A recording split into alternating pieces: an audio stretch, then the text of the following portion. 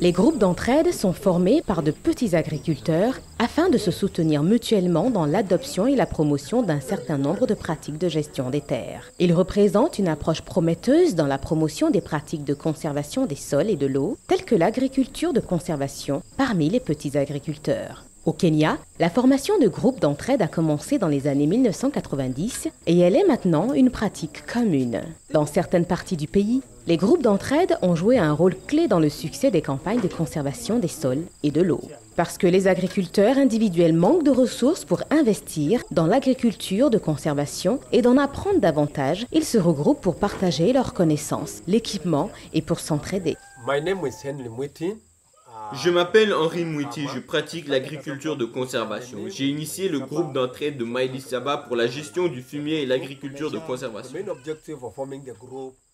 L'objectif principal de la formation de ce groupe était l'échange d'idées et d'informations sur le fonctionnement de la technologie dans nos champs afin que nous puissions ensemble faire face aux différents défis. C'est une sorte de forum où vous rencontrez des gens et échangez des idées.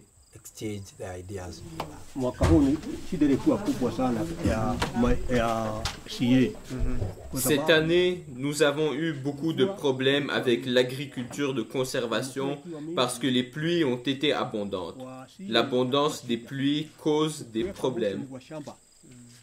Lorsque vous laissez le paillis dans le champ pour couvrir le sol et empêcher les mauvaises herbes de pousser, une grande quantité d'eau reste dans le champ et aucune culture ne pousse. Toutes les cultures pourrissent à cause des pluies abondantes.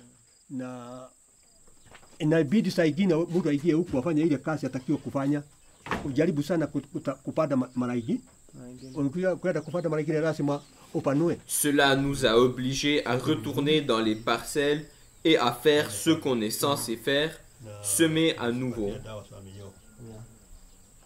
Nous sommes enregistrés, le gouvernement est au courant de notre existence. Ainsi, lorsque nous nous réunissons, nous n'avons pas besoin d'une autorisation de l'administration.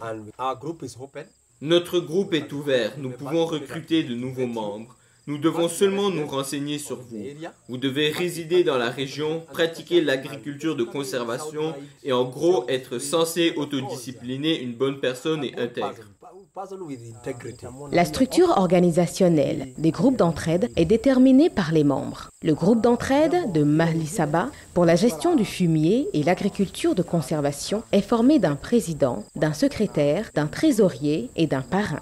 Les principales forces des groupes est la formation agriculteur à agriculteur, le système de microfinance, le pouvoir des négociations collectives et le fait que les groupes peuvent bénéficier de la formation de la part des services de vulgarisation et des experts.